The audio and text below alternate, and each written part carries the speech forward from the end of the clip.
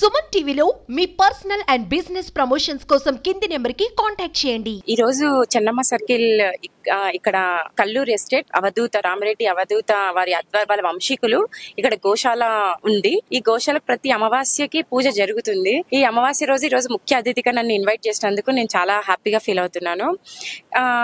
మనం ఎందుకు ప్రత్యేకంగా గోవుని మనం అనుకుంటున్నామంటే మన అమ్మ తర్వాత ఇంకో అమ్మ అని మనం ఫీల్ అయ్యేది ఒక గోమాతనే. ప్లస్ ఇంకా చాలా ఫెసిలిటీస్ కూడా మనకి అందిస్తుంది. అన్ని ప్రాణితో సమానమైతే కాదు. ఎందుకని చెప్తున్నానంటే మనకి భారతదేశంలో ముఖ్యంగా మనం హిందువులు గోవుని చాలా ప్రాముఖ్యత ఉంది. ఆక్సిజన్ తీసుకుంటూ మనకి ఆక్సిజన్ ఇస్తుంది.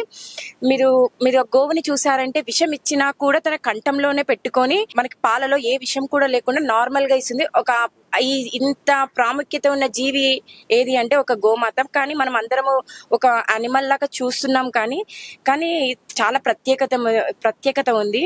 గోవు అనేది చాలా ఇంపార్టెన్స్ మన హ్యూమన్ బీయింగ్స్ కి. చాలా ఫెసిలిటీస్ దాంట్లో నుంచి అవైలబుల్ మనకి దొరుకుతుంది. ఆ హెల్త్ పర్పస్ కానీ అండ్ ఔషధ మెడిసిన్స్ కానీ ప్రతి ఒక్కటి మనం గోవుని చూసుకున్నామంటే ప్రతి ఒక్కటి మనకి ఉపయోగకరంగా ఉంది. కానీ అలాంటి గోమాతకి మనం చాలా విలువనివ్వాలి. అమ్మ తర్వాత అమ్మగా మనం పూజించాలని అనుకుంటున్నాను. నా మనస్ఫూర్తిగా నాకు ఆవులంటే చాలా ఇష్టం.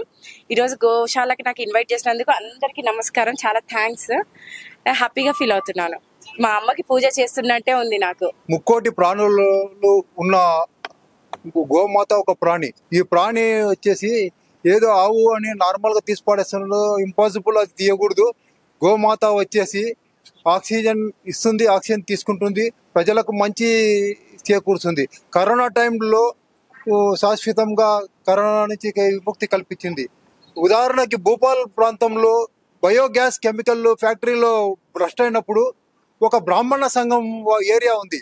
ఆ ఏరియాలో నిరంతరము గోవు నుంచి గో పూజ, గో యజ్ఞాలు, గో దాతలు వాళ్ళు నిరంతరము గోవుల్ని ఆవు నుంచి వచ్చిన పాలు, నెయ్యి అవి స్వీకరించడం వల్ల అక్కడ ఆ ఏరియా వాళ్ళు ప్రతి ఒక్కరూ బ్రతికే ఉన్నారు.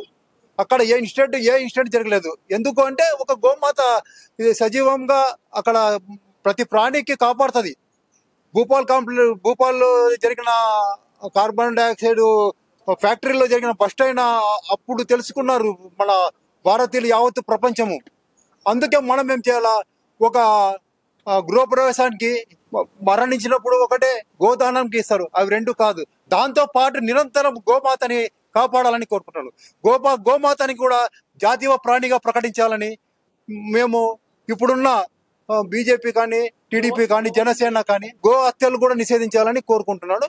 జాతీయ ప్రాణిగా ప్రకటించాలని కోరుకుంటున్నాను. జై గోమాత, జై జై గోమాత, జై గోమాత. భారత్ మాతా की, भारत माता की जय श्री राम, जय श्री राम, जय श्री राम.